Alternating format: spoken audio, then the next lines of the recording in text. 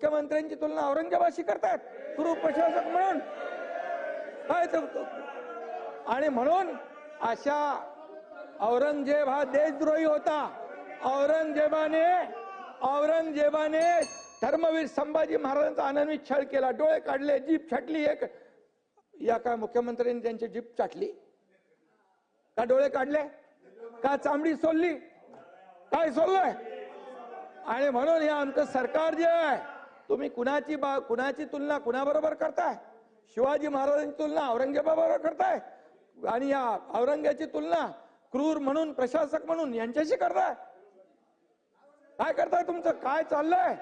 आणि म्हणून तुम्हाला सांगतो नाना तुमचे अध्यक्ष हर्षवर्धन सपकाळ यांनी माफी मागितली पाहिजे, या ठिकाणी माफी मागितली पाहिजे.